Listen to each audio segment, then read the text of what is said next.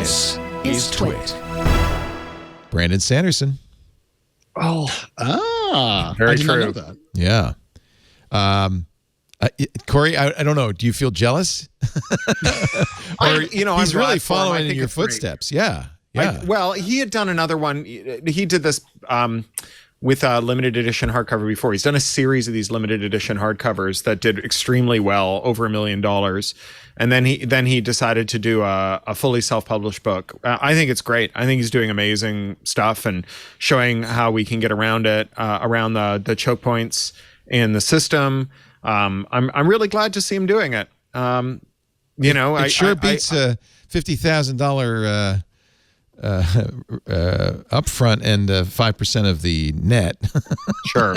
I mean, I hope he does. I hope he, and I'm sure he is thinking on these lines. I hope he does the kinds of things that George Martin did, which is roll a bunch of money into arts funding, and into, platform building and so on, that whether that's like Meow Wolf or the Cocteau Theater or the other things that George has done, where, you take some of that money and you turn it into a lasting legacy. I didn't know that. Good for him. Oh yeah, good for him. George is great. George has done amazing things with his HBO money. Well, I'll stop yelling at him to finish the series. Yeah, can you finish that book?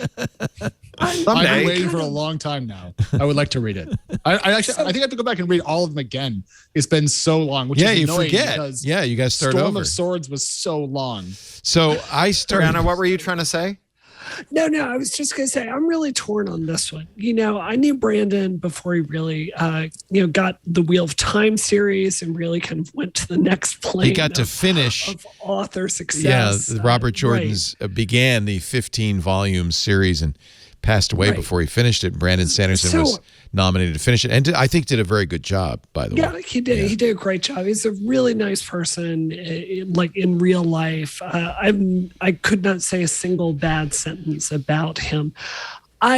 I do think it's worth pausing and thinking about what the consequences of this are for the rest of the industry. And we have authors here, so I don't want to explain how the book industry works, but for the audience, you have really big names that sell a ton of books, right? You've got the Stephen Kings, you've got the James S.A. Corys.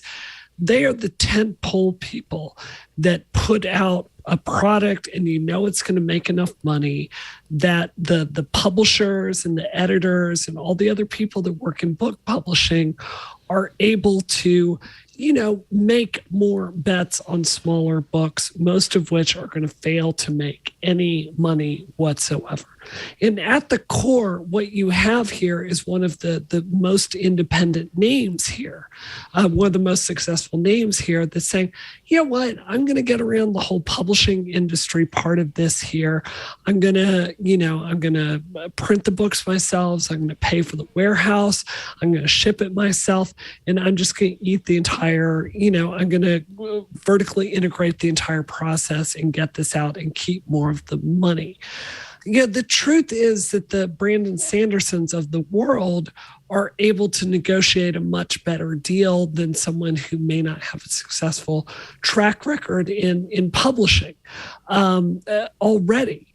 And I just worry that in a future where everyone does this, what does this mean for the entire publishing industry overall? I think it would be very bad for it. So, when I read authors on Facebook that are just really bitter towards Brandon, it comes across as sour grapes. He's a fantastic author that delivers for his audience and deserves all the success in the world.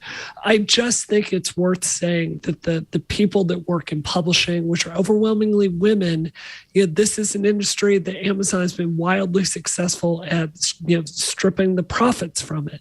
More and more people are working for lower wages, and the advances for starting authors are getting lower and lower, and I think this trend is going to accelerate that. I'm going to get Cory's comment on this, but before we do, I should explain, because I don't think we've explained. Brandon Sanderson during COVID was busy scribbling away and wrote 4 novels in the last 2 years, went to Kickstarter, started a Kickstarter to buy copies of these books and various swag boxes, planned to get $1 million over 30 days. Within a day, he had 15 million. He's up to 24.8 million and 24 days to go. And of course, except for the cut the Kickstarter takes, that all goes into his pocket. So that's minus his production costs and but whatever it costs to print the book and so forth. So it's a pretty interesting thing. But what about Brianna's contention that undermines that if these tent poles pull out, the whole thing collapses? Cory? So I think that it's definitely the case that large publishers benefit from having these winner-take-all authors under their wing. But, as an author, I think the thing that presents the largest risk to negotiating leverage and our ability to do well is not whether or not large publishers have access to tentpole books. It's concentration in the industry overall and up and down the supply chain. So there's one distributor left, right? They bought out their major rival. So it's just Ingram. There's one major online bookstore. There's one major national brick and mortar chain. There are only 4 major publishers left. And then in other parts of the sector, for example, in screenwriting, there's 4 major super agencies that all decided that they were going to start taking big chunks out of their writers and using something called packaging fees that sparked a 4-year writers' strike that just ended successfully for the writers. And I think it's that lack of competition that means that you just can't shop around. I mean, definitionally, when you have a buyer's market, right, when there are more sellers than buyers don't have to work as hard to attract the sellers and acquire what they want. And it's true that those tentpole authors can write their own ticket. And it's always been the case that those tentpole authors can write their own ticket. I mean, nominally, all writers get the same royalty rates. They are standardized across the industry and across publishers. But the reality is that big name writers will often get paid an advance that is impossible to earn out. So they're being paid in advance against the royalties they'll eventually earn. But the publisher understands that they will never earn out that advance. And what they're effectively doing is backdoor higher royalty rate for those writers. So it's always been the case that those big writers have had extra negotiating leverage. But for little writers, I think the thing that gives the most negotiating leverage is just having more places to sell your books. And, there is some empirical basis for this. So my co-author on this book, Choke Point Capitalism, that Beacon's publishing in September, is a great Australian scholar called Rebecca Giblin. She's a copyright scholar, and she worked with the Australian Authors Society to do the largest ever empirical analysis of publishing contracts, where she got anonymized publishing contracts for some really large, appreciable fraction of all the books published in Australia in modern history, and was able to use those as a data set to really empirically trace the change in authors' advances and in the royalties paid out, and in things like how many other rights you have to sell your book, so whether you get to keep your audio rights and sell them separately or what have you. And she found that the strongest correlate of declining fortunes for authors is market concentration, not the profitability of the firms. In fact, the profitability of the firms moves inversely to author compensation, because as the firms become more concentrated, they become more profitable and they pay lower advances. So I don't think that simply making the firms more profitable gets authors a better deal. If we're going to get authors a larger share of that money, the firms have to be competing for the authors. Well, that's really the case, not just in publishing, but across the board. Absolutely. Whether it's Starbucks or anybody else, you say, well, if these guys could make more money, they could pay better. It seems to be quite the opposite, as a matter of fact. The word you're looking for here is monopsony, which is when there's a concentration in sellers rather than buyers. That's right. And doctrine for 40 years has been that we don't have to worry about monopsony; we just have to worry about monopoly. And monopsony effects are much more sharply felt. The models show that when there's a buyer that accounts for as low as 10% of a single sector, that they can start distorting the whole structure of the sector. And so, when you think about Amazon with 40 to 50% of trade book sales and 90% of audiobook sales through Audible, they really are able to squeeze everyone. I mean, Audible's embroiled in this Audiblegate scandal now, where the independent authors that had signed up for Audible, and in many cases were locked into not selling anywhere but Audible, now, because one of them is a forensic accountant and got sent some real royalty statements by accident and not the fake ones that they've been sent, they reckon that more than $100 million has been stolen from independent authors that way. Stolen how? Just in wage theft, pure wage theft.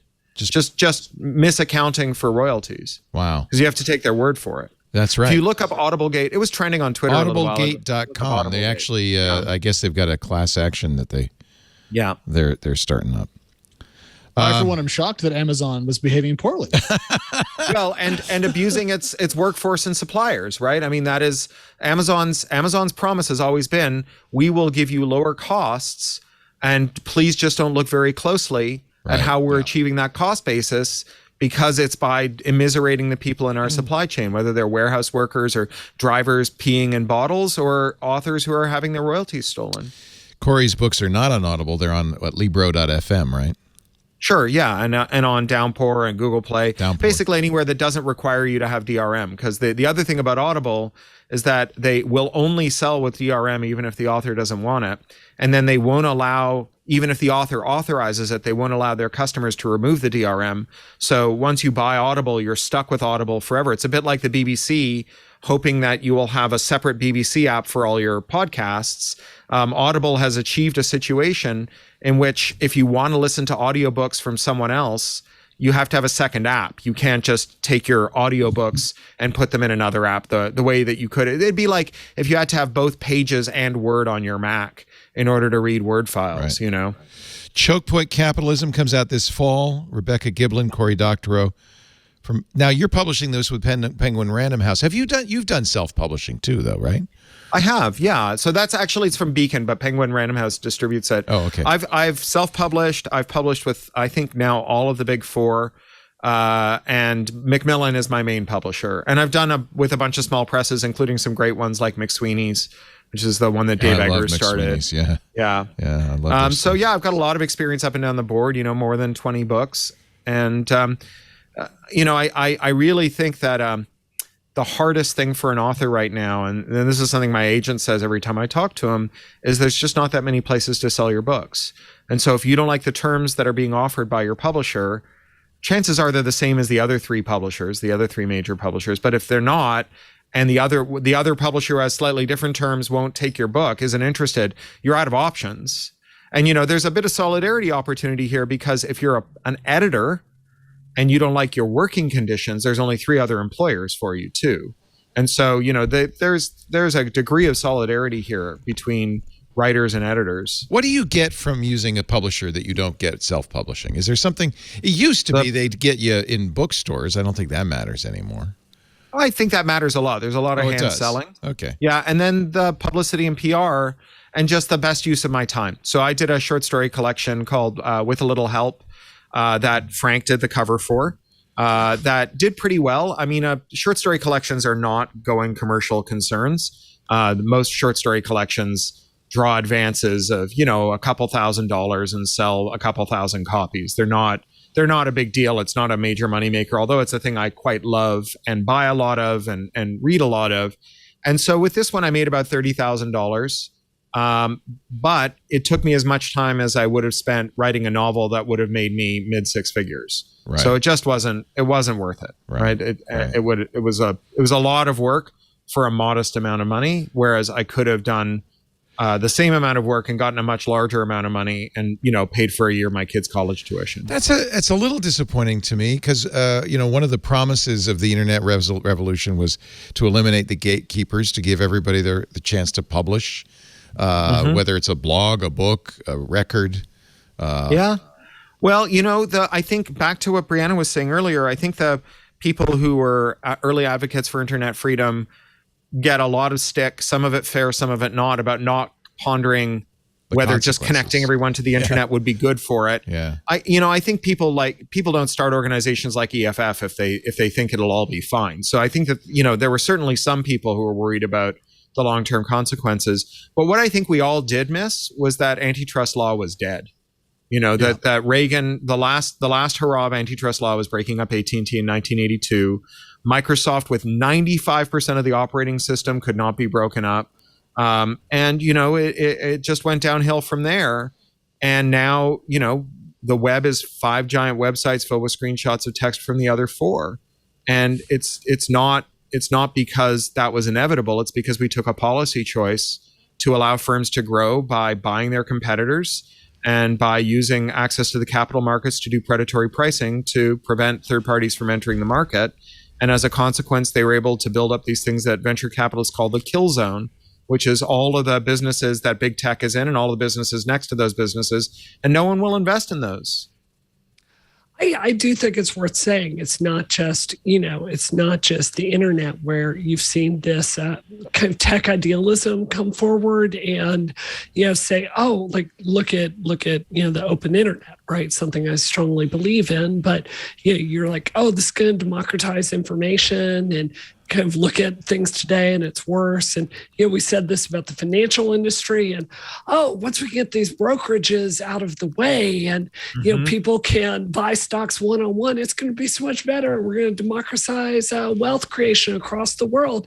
And you look at, the way they do it with what is it called? Robinhood flow. Yeah. Robinhood, all these forces, wage inequality is getting worse. You look at the game industry. It's like when Steam came out, you're like, oh, now we're not going to be tied to these publishers and you can buy a game from wherever and indie people can come forward and make games whenever they want. And we look at how much, smaller B-level games are making today as well as indie publishers. And, actually the entire system is getting worse. So I'm just saying there's a pattern of us looking into things and thinking about it very idealistically. Fast forward 10 years later and everything, like the kitchen's on fire.